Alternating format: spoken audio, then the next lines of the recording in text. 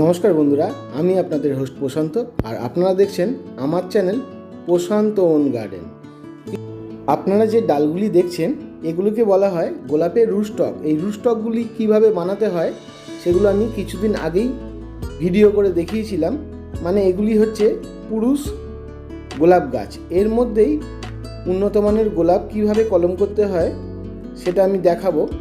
এই যে রুটস্টকগুলি আছে এগুলিতে কিন্তু একটির বেশি অধিক সাইড ব্রাঞ্চ রাখা যাবে না। দেখতে পাচ্ছেন এই গাছটিতে দুটি ব্রাঞ্চ হয়েছিল, আমি একটি ব্রাঞ্চকে কেটে দিলাম। শুধুমাত্র একটি করেই ব্রাঞ্চ এই গাছগুলিতে রাখতে হবে। দেখতে পাচ্ছেন যত কটি গাছ আছে, 6টি গাছ আছে, 6টি গাছেই কিন্তু আমি একটি করেই সাইড ব্রাঞ্চ রেখেছি। এবং যদি একের বেশি অধিক কোনো ব্রাঞ্চ বেরোয় সেগুলিকে কেটে ফেলতে হবে।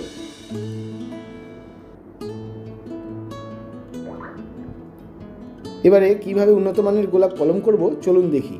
প্রথমেই আমরা একটি ম্যাচিওর এই ধরনের গাছ নিতে হবে, যে গাছের ফুল ফুটে গেছে বা কুড়ি ফুটবে করছে, এরকম ধরনের একটি ডাল আমাদের চুজ করতে হবে। এই গাছের ডালের পাতার গোড়াতে যে চোখ থাকে সেই চোখ দিয়েই কিন্তু ওই যে রুটস্টকগুলি আছে অর্থাৎ ছেলে পুরুষ ডাল, তার মধ্যেই উন্নত মানের কলম করা হবে। চলুন তবে ডালটি কেটে নিলাম। পাতাগুলিকে পুরো পরিষ্কার করে নিতে হবে। শুধুমাত্র 5 পাতা ডালগুলি আমাদের কাজের। 3 পাতার ডাল থেকে ম্যাচিওর কোনো ডাল বেরোয়ও না এবং সেই ডাল আমাদের কাজেও লাগবে না। তাই যে নোটগুলি থেকে 5টা করে পাতা ছিল সেই নোটগুলি আমরা নিয়ে নিলাম। এমন ধরনের ডাল আপনাকে চয়েস করতে হবে যে পাতার গোড়া থেকে চোখ ফাটবো করছে, মানে সেই ডালটি থেকে কিছুদিনের মধ্যেই নতুন করে বেসাল শুট অর্থাৎ ডালপালা বেরোবে এরকম মনে হচ্ছে, এই ধরনের চোখ কিন্তু আপনাকে সংগ্রহ করে নিতে হবে। এবারে এই ব্রাঞ্চটির মধ্যে যতগুলি কাটা আছে সেই কাটাগুলিকে আপনাকে সব পরিষ্কার করে নিতে হবে, যাতে কলমটি বাঁধার সময় যাতে আপনার হাতেই কাঁটাগুলি না ঢুকে যায়। তাই পুরো কাঁটাটাকে আপনি পরিষ্কার করে নেবেন।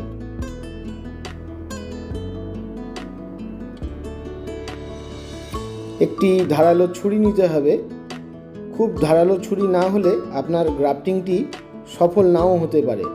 এবং এর মধ্যে আপনি যে কোনো স্যানিটাইজার বা হাইড্রোজেন পারঅক্সাইড স্প্রে করে আপনি মুছে নেবেন, যাতে জীবাণু একদমই এই ছুরিটির মধ্যে না থাকে। সেক্ষেত্রে জীবাণু থাকলে ফাঙ্গাস লেগে যাওয়ার সম্ভাবনা থাকে। খুব সাবধানের সঙ্গে আপনাকে এই চোখটি পাতলা করে চিড়ে তুলে নিতে হবে মেন ব্রাঞ্চটি থেকে। দেখতে পাচ্ছেন তুলে নিলাম। এই চোখের সঙ্গে যে কাষ্ঠল অংশটি উঠে এসেছে এই কাষ্ঠল অংশটিকে আস্তে আস্তে সরিয়ে নিতে হবে।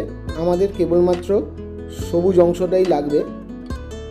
খুব সাবধানে করবেন, ধারালো ছুরি আছে হাতে যাতে না ঢুকে যায়। কাষ্ঠল অংশটিকে দেখুন আমরা আলাদা করে ফেললাম, শুধু সবুজ এই অংশটি আমাদের দরকার, এটিকেই চোখ বলা হয়।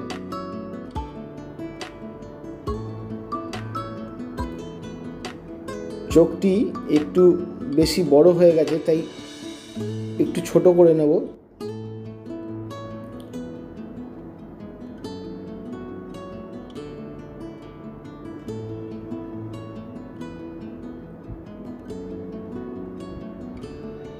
দেখতে পাচ্ছেন চোখটি কাটা হয়ে গেছে।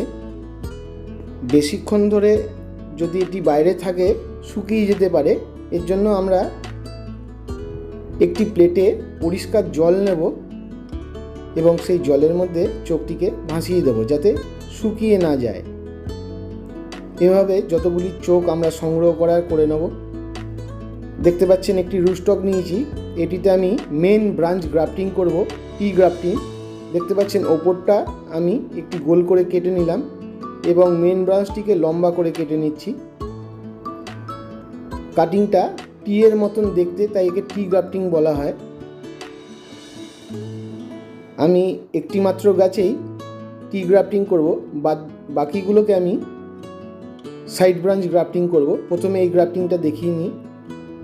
দেখতে পাচ্ছেন ওপরটা কেটে নিয়েছি এবং সাইডগুলো ছাড়িয়ে নিয়েছি। ঠিক জামার কলার যেরকম হয়, একা একা ভিডিও করছি তাই অসুবিধা হচ্ছে আপনাদের বোঝাতে। এবারে চোখটিকে ওই যে ফাঁকা করা জায়গাটায় ঢুকিয়ে দিচ্ছি। চোখটি পরিষ্কারভাবে ঢোকানো হয়ে গেছে, দেখতে পাচ্ছেন। এবারে একটি প্লাস্টিক টেপ দিয়ে, এটাকে গ্রাফটিং টেপ বলা হয়,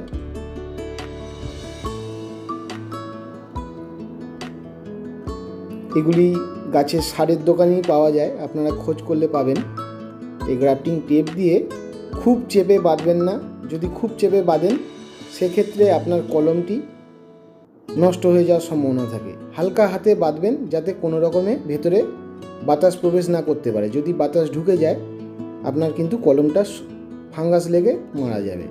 তাই খুব চেপে বাঁধবেন না, একদম আলগাও বলছি না, এমনভাবে বাঁধবেন যেন মিডিয়াম টাইট হয়।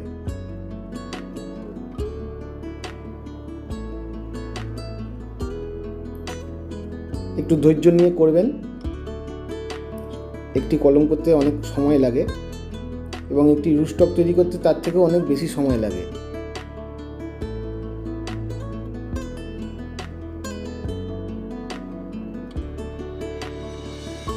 কলমটি সম্পূর্ণ হয়ে গেল, একটা প্লাস্টিক ছিঁড়ে গেল, অসুবিধা নেই, এই প্লাস্টিকগুলি টানলে লম্বা হয়, আমি আরেকটা গিট দিয়ে দেবো।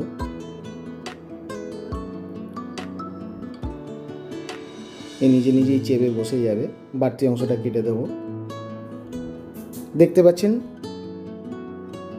কলমটি সম্পূর্ণ হয়ে গেছে, ওপর দিকে এবং নিচের দিকে টাইট করে বাঁধা এবং মাঝখানে চোখটিকে বসানো আছে। এই চোখটি থেকেই নতুন করে ডাল বেরোবে, যখন বেরোবে আমরা উপরের ডালটি কেটে দেবো। এবারে আমি সাইড ব্রাঞ্চ গ্রাফটিং করে দেখাচ্ছি। মেন রুস্টক থেকে যে সাইডে ব্রাঞ্চ বেরিয়েছে সেইটির মধ্যে কলম, এই কলমটি তুলনামূলক তাড়াতাড়ি সাকসেস পায় কি কলমের থেকে। আচ্ছা, আমরা যে এই যে চিরছি, এই চেরাটা কিন্তু আপনারা গায়ের জোরে কেউ চিরতে যাবেন না, কারণ ভেতরে যে কাষ্ঠল অংশটি থাকে সেটি যদি আঘাতপ্রাপ্ত হয় সেক্ষেত্রে কিন্তু আপনার কলমটি সাকসেস পাবে না।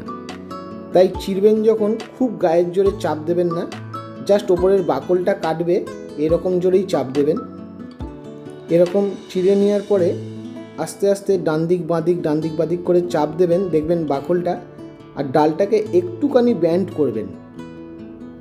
দেখুন বুড়ো আঙুলের পাশের আঙুল দিয়ে আমি কিন্তু একটু প্রেসার দিই যাতে ব্যান্ড হয়, হালকা ব্যান্ড হচ্ছে ডালটা, তার জন্যই কিন্তু এত সুন্দরভাবে খোলাটা ফাঁকা হয়ে গেল। দেখুন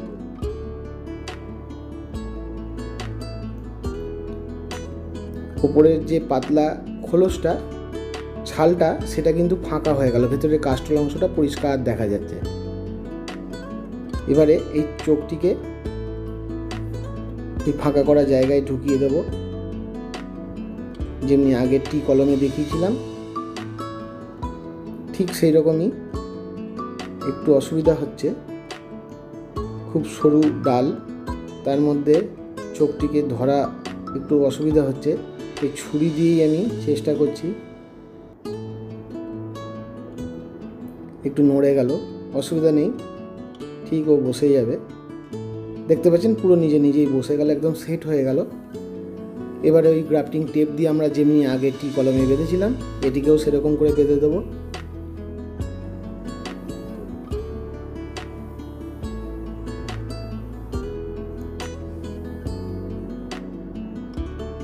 খুব টাইট করে বাঁধবেন না, আগেও আপনাদের বলেছি। এবং যতদিন না এই জায়গা থেকে নতুন করে ডালপালা বেরোচ্ছে এই গ্রাফটিং থেকে, ততদিন পর্যন্ত যেন এই ডালের মধ্যে মানে এই গ্রাফটিং করা এরিয়াতে যেন জল না পড়ে। যদি কোনো রকমের জল পড়ে সেক্ষেত্রে কিন্তু আপনার কলমটি নষ্ট হবেই হবে।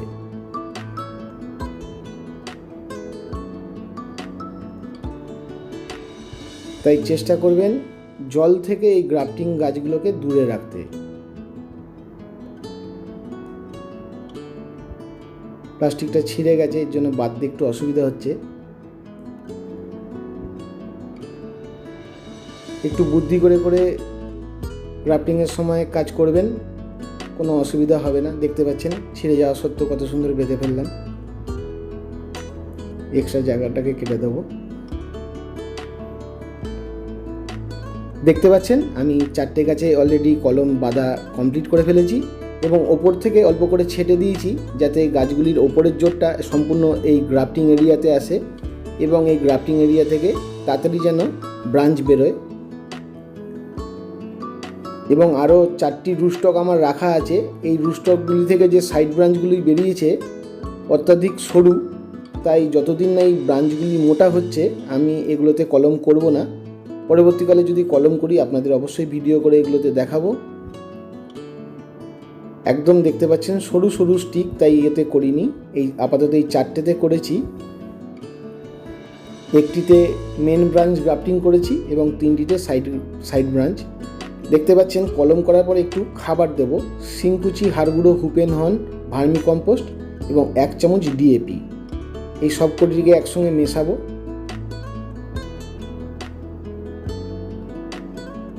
ভালো করে মিশিয়ে সবকটি এই 4টি গাছকে আমি অল্প অল্প করে দিয়ে দেবো এবং 1 মাস যতদিন না আর ডালপালা বেরোচ্ছে আমি কিন্তু আর কোনো খাবার দেবো না। এই খাবারটাই 1 মাসের জন্য দিয়ে দেবো এবং ও খেতে থাকবে এবং যদি নতুন ব্রাঞ্চ বেরোয় এর থেকেই খাবার পেয়ে যাবে। এবং ওপর থেকে অল্প করে মাটি দেব যাতে খাবারগুলি মাটির নিচে চাপা থাকে এবং শেকড় ওপরে উঠে খেতে সুবিধা হয়, কারণ এই গাছের মাটি খোঁচাখুচি করা যাবে না। তাই ওপর থেকে অল্প করে মাটি ছড়িয়ে দিচ্ছি।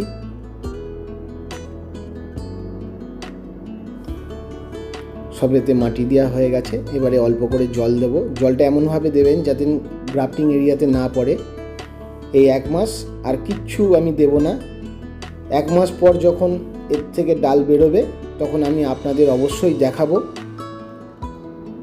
আমার পুরো ভিডিওটি ধৈর্য সহকারে দেখার জন্য আপনাদের অসংখ্য ধন্যবাদ। আমাকে এভাবে আপনারা সহযোগিতা করে যাবেন। আমি আপনাদের জন্য নতুন নতুন ভিডিও নিয়ে আসব। নমস্কার, আজকের মতন এতটুকু।